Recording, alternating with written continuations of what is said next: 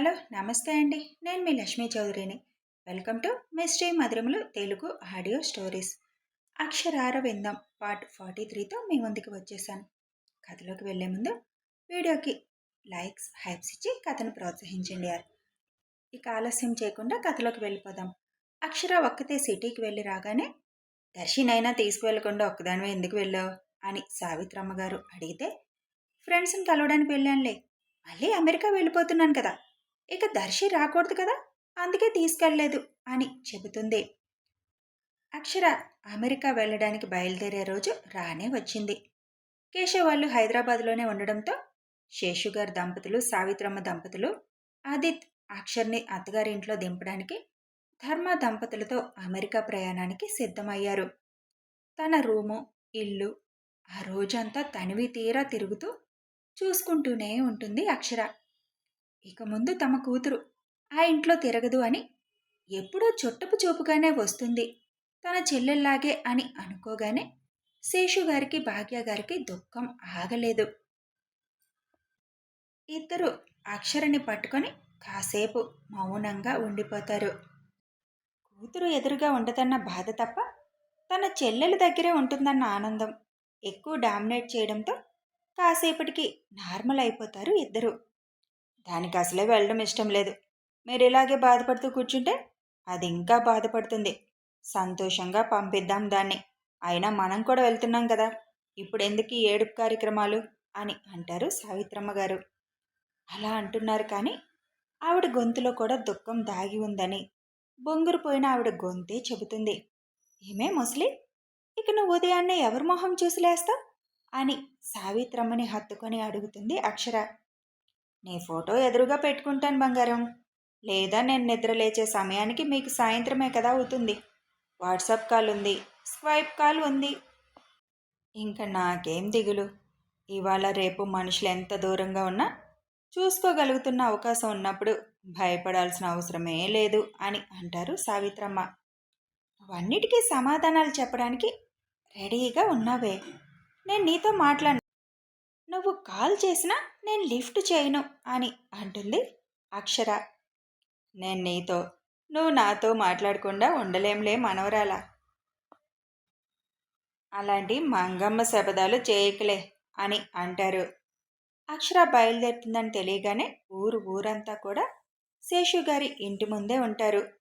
అక్షరమ్మ, నువ్వు లేకపోతే ఊరే బోసిపోయినట్టు అయిపోతుందేమో, ఏదో ఒక సమయంలో తోటకు వెళ్తున్నా, పొలానికి వెళ్తున్నా నువ్వు పలకరిస్తూనే ఉంటావు మమ్మల్ని, ఇప్పుడు ఆ పలకరింపు మిస్ అయిపోతాం అక్షరమ్మ, అయినా పర్వాలేదులే, అరవింద్ బాబు నువ్వు పిల్లా పాపలతో నూరేళ్ళు సంతోషంగా ఉండాలి అని అందరూ దీవిస్తారు అక్షరనే. అరవింద్ వార్నింగ్కు భయపడి ఆ గుడి వైపే రాని మల్లేష్, అరవింద్ అక్షర పెళ్ళి అయిపోయిందని తెలిసి తాగుతూ జగమే మాయా అని పాడుకుంటా కాలం గడుపుతున్న మల్లేష్ అక్షర అమెరికా వెళుతుందని తెలిసి జనాల్లో కలిసి చూడడానికి వస్తాడు.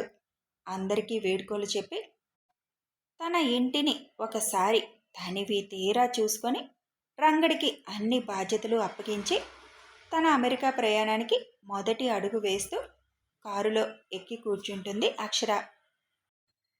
గన్నవరం ఎయిర్పోర్ట్ వైపు సాగిపోతాయి అన్ని కార్లు. అక్షరను తీసుకొని గన్నవరం ఎయిర్పోర్ట్కి చేరుకుంటారు అందరూ. అక్కడ సుదర్శన్ గారు రెడీగా ఉంటారు. సుదర్శన్ గారు కూడా హైదరాబాద్ వరకు అక్షర వాళ్ళతో వెళ్ళాలని నిర్ణయించుకుంటారు. ఆయన్ని కూడా రమ్మని పిలుస్తారు కానీ ఎప్పుడైనా తర్వాత వస్తానులేండి అని చెప్పి హైదరాబాద్ వరకు వాళ్ళని సాగనంపడానికి మాత్రం బయలుదేరుతారు. ఆయన అందరూ హైదరాబాద్ ఎయిర్పోర్ట్ చేరుకునేసరికి అక్కడ కేశవ ఫ్యామిలీ రెడీగా ఉంటారు. అక్షిత కూడా బయలుదేరడంతో దర్శికి చాలా చిరాగ్గా అనిపిస్తుంది. రావే అమెరికా, అక్కడ నీ సంగతి నేను తేలుస్తాను అని అనుకుంటుంది మనసులో. అన్ని ఫార్మాలిటీస్ పూర్తి చేసేసి అమెరికా వెళ్ళే ఫ్లైట్ ఎక్కడానికి సుదర్శన్ గారికి చెప్పేసి డిపార్చర్ వింగ్ వైపు కదులుతారు అందరూ. ఒక్కొక్క అడుగు ఫ్లైట్ ఎక్కే దగ్గరికి పడుతుంటే అక్షర మనసు భారంగా మారిపోతుంది. అందరూ ఫ్లైట్ ఎక్కి కూర్చుంటారు. శేఖర్ ఫ్యామిలీ కూడా వీళ్ళతో పాటే బయలుదేరడంతో పూజ, అక్షిత ఒక దగ్గర కూర్చుంటారు.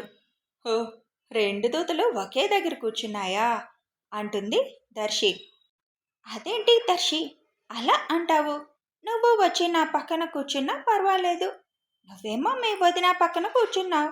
ఇంకా నాకు ఉన్నది ఇదే సీటు అని అంటుంది పూజ. పర్వాలేదులే, ఇద్దరి మనస్తత్వాలు ఒకటే కదా. బాగా ప్లాన్లు చేసుకోండి. ఇంకా ఏమైనా చేయాలేమో. ఈసారి మా అన్నయ్యకి డౌట్ వచ్చిందంటే ఇది అమెరికా నుంచి ఇండియా వచ్చే అవకాశం కూడా ఉండదు. అక్కడే గొయ్యి తీసి పాతి పెట్టేస్తాడు. మా చిన్న మావయ్య అడ్డు కూడా చెప్పడు. ఇక నీ సంగతి వేరే చెప్పనవసరం లేదు అని పూజతో అంటుంది దర్శి. నేనేమీ చేశాను దర్శి? నేనేమీ చేయలేదుగా అని అమాయక ఫేస్తో అడుగుతుంది పూజ.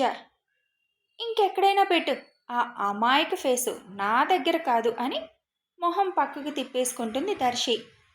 అక్షిత మాత్రం ఏం మాట్లాడకుండా సైలెంట్గానే కూర్చుంటుంది.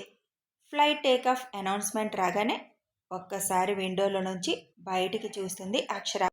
నైట్ టైం కావడంతో లైటింగ్ వెలుగులో కనిపిస్తున్న బయటి ప్రపంచాన్ని చూస్తూ ఉండిపోతుంది. ఫ్లైట్ గాల్లోకి ఎగిరి అమెరికా వైపు పరుగులు పెడుతున్నట్లే అక్షర మైండ్లోని ఆలోచనలు కూడా పరుగులు పెట్టడం మొదలవుతాయి. రేపు ఈ టైంకి మా చెల్లెలు ఇక్కడికి వచ్చేస్తుంది. ఈ డెకరేషన్ వాళ్ళు ఇంకా రాలేదు. ఎప్పుడు చేస్తారురా ఇంకా అని అడుగుతాడు లోకేష్. ఇంకా చాలా టైం ఉంది. ఎంతసేపు చేస్తారు? వచ్చి పూలదండలు కట్టడానికి కూడా 10 రోజులు కావాలా ఏంటి? నీ హడావుడి ఎక్కువైపోయింది బాగా అని అంటాడు అరవింద్. వచ్చే వదిన గారు, ఆయన గారి పార్టీ ఉంటుందని ఆయన గారి ఆశ అన్నయ్య అని లోకేష్ భార్య కావ్య నవ్వుతూ చెబుతుంది. ఏ విషయంలో నీ పార్టీ ఉంటుంది అనుకుంటున్నావురా? నువ్వు తాగితే నీకు సపోర్ట్ చేస్తుంది అనుకుంటున్నావా ఏంటి? శివంగిలాగా పడుతుంది. తాగేవాళ్ళు అంటే తనకు అస్సలు నచ్చదు అని అంటాడు అరవింద్. నీకు తన గురించి బాగా తెలుసా అన్నయ్య అని అడుగుతుంది కావ్య. చిన్నప్పటి నుంచి చూస్తున్నాను, తెలియకుండా ఎలా ఉంటుంది? అయితే తన అలవాట్లు, అభిరుచులు అన్నీ తెలుసు కదా మీకు అని అడుగుతుంది కావ్య. అంటాడు అరవింద్. తన గురించి చెప్పొచ్చుగా కొద్దిగా అని అడుగుతాడు లోకేష్. రేపు వస్తుందిగా, నీకే తెలుస్తుందిలే తన గురించి అని అంటుండగానే నరేష్ కూడా వస్తాడు అక్కడికి. నరేష్ చేతిలో ఉన్నది అరవింద్కి ఇవ్వగానే అది తీసుకొని వెళ్ళి బెడ్రూమ్లో దానికి ఉన్న కవర్ తీసేసి వాల్కి తగిలిస్తాడు అరవింద్. హాల్లో పెడతావేమో అనుకున్నాను, ఇక్కడ పెట్టావేంటి అని అడుగుతాడు నరేష్. అరవింద్ అక్షర మెడలో తాళి కడుతూ ఉండగా అక్షర తల వంచుకొని ఉండడం ఉన్న ఫోటో అది. దాన్ని ఫ్రేమ్ కట్టించడానికి ఇస్తాడు అరవింద్. నరేష్ ఎలాగో ఇంటికి వస్తున్నాడు కదా అని అది తీసుకొని రమ్మని చెబుతాడు. ఈ ఫోటో ఇక్కడుంటేనే బాగుంటుంది, హాల్లో ఈ ఫోటో ఎందుకు? రేపు రిసెప్షన్లో తీయించుకున్న ఫోటో ఏదైనా పెడతారు అంటుంది కావ్య. సర్లే, ఇది వాడి పర్సనల్ బెడ్రూమ్, మనం ఎక్కువసేపు ఉండడం బాగోదు, పదండి అని అక్కడి నుంచి లోకేష్ వాళ్ళు వెళ్ళిపోగానే ఆ ఫోటో వైపు చూస్తూ, రోజు ఈ ఫోటో చూసి తమరి రియాక్షన్ ఎలా ఉంటుందో క్యాప్చర్ చేయాలి అక్కుపక్షి. కష్టంగా ఎక్కి ఉంటావు కదా ఫ్లైట్, ఇక్కడికి వచ్చి నువ్వు ఎన్ని వేషాలు వేస్తావో వెయ్యి. ఒక్కటి కూడా నువ్వు సక్సెస్ అవ్వలేవు. నేను వదిలేయాలనుకుంటేనే నువ్వు నాకు దూరంగా వెళ్తావు. నువ్వు వెళ్ళాలి అని పిచ్చి వేషాలు వేసినా వెళ్ళలేవు. డెఫినెట్గా నాకు ఇరిటేట్ తెప్పించే పనులు చేయాలని చూస్తావు, అందులో డౌట్ అయితే లేదు. చూద్దాం ఎంతవరకు సక్సెస్ అవుతావో అని ఆ ఫోటోని చూస్తూ అనుకుంటాడు. డెకరేషన్ వాళ్ళు వచ్చారని నరేష్ పిలవడంతో కిందికి వస్తాడు అరవింద్.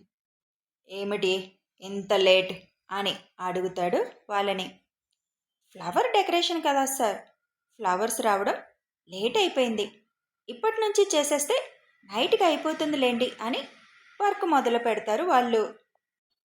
కావ్య దేవుడి గదంతా శుభ్రం చేసేసి దాన్ని కూడా ఫ్లవర్స్తో అలంకరించమని చెప్పడంతో పటాలు ఒకటి వదిలేసి దేవుడి గది మొత్తం ఫ్లవర్స్తో అలంకరించేస్తారు. ఈ ఇల్లు చూస్తే ఇండియాలో ఉన్నట్లే ఉంటుంది కదా అని కావ్య లోకేష్తో అంటుంది.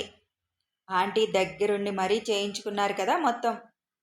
మరి అలా ఉండక ఎలా ఉంటుంది అంటాడు లోకేష్. సాయంత్రం వరకు మొత్తం ఫ్లవర్స్తో నీట్గా ఇల్లంతా డెకరేట్ చేసేస్తారు వచ్చిన వాళ్ళు. సార్, ఇంక మీ ఒక్క బెడ్రూమ్ ఉంది, అది కూడా చేసేయమంటారా అని అడుగుతాడు అతను. అరవింద్ దగ్గరుండి ఆ రూమ్లో కూడా తను చెప్పి తెప్పించిన ఫ్లవర్స్తో సింపుల్గా చేయించేస్తాడు. మొత్తం అయిపోగానే వాళ్ళకి పే చేసేసి పంపించేస్తాడు అరవింద్. ఇక డిన్నర్ టైం అవడంతో అక్కడే డిన్నర్ చేసేసి నరేష్ వెళ్తానంటే ఉదయాన్నే వచ్చేసే ఇక్కడికి అని చెబుతాడు అరవింద్. నువ్వు ఎయిర్పోర్ట్కి వెళ్ళాలి కదా, ఇక క్యాబ్స్ ఎందుకు, మేము కూడా వస్తాం, 3 కార్లు సరిపోతాయి కదా వచ్చే వాళ్ళకి అడుగుతాడు లోకేష్. ఎందుకులే మీరు, క్యాబ్స్ బుక్ చేసేస్తాను. నాకంటే అమ్మ ఆర్డర్ వేసింది రమ్మని, తప్పదు. అక్కడి నుంచి ఇద్దరం జంటగా కలిసి రావాలని అమ్మ కోరిక అని చిన్నగా నవ్వుతూ చెబుతాడు అరవింద్. ఏం పర్వాలేదు, ఇక్కడుండి మాత్రం మేం చేసేదేముంది, మా చెల్లికి మేము ఎయిర్పోర్ట్లో వెల్కమ్ చెప్పుకోవద్దా అని ఇద్దరు ఏకకంఠంతో అనగానే, మీ ఇష్టం బాబు అంటాడు అరవింద్. నరేష్ ఉదయాన్నే వస్తానని వెళ్ళిపోవడంతో మిగతా వాళ్ళు పడుకోవడానికి వెళ్ళిపోతారు. అరవింద్ తన రూమ్లోకి వెళ్ళగానే, రేపటి నుంచి ఈ రూమ్లో అక్కుపక్షి కూడా ఉండబోతుంది. నిజంగా భలే కాలం గిర్రం తిరిగింది అక్కుపక్షి. నీ గదిలోకి నన్ను అడుగు పెట్టొద్దన్నావు, ఇప్పుడు నువ్వు నాతో పాటు ఈ గదిలోనే ఉండాలి అని చిన్నగా నవ్వుకుంటూ ఎదురుగా కనిపిస్తున్న ఫోటోని చూస్తూ నిద్రలోకి జారుకుంటాడు అరవింద్. కథ కొనసాగుతుంది. ఈ ఆడియో చేయడానికి నాకు ఎంత టైం పట్టిందో అసలు, సౌండ్స్ చుట్టూ రూమ్స్లో భలే విసుగొచ్చిందబ్బా. బుధవారం సాయంత్రానికి ఇంటికి చేరిపోతాం. గురువారం నుంచి మీకు అన్నీ కరెక్ట్గా వచ్చేస్తాయిలేండి. ఇక వీడియో నచ్చితే లైక్ చేయండి, షేర్ చేయండి, కామెంట్స్ రూపంలో మీ అభిప్రాయాలు తెలియజేయండి, సబ్స్క్రైబ్ చేసుకొని ఛానల్ సపోర్ట్ చేయండి. Thanks for watching and listening.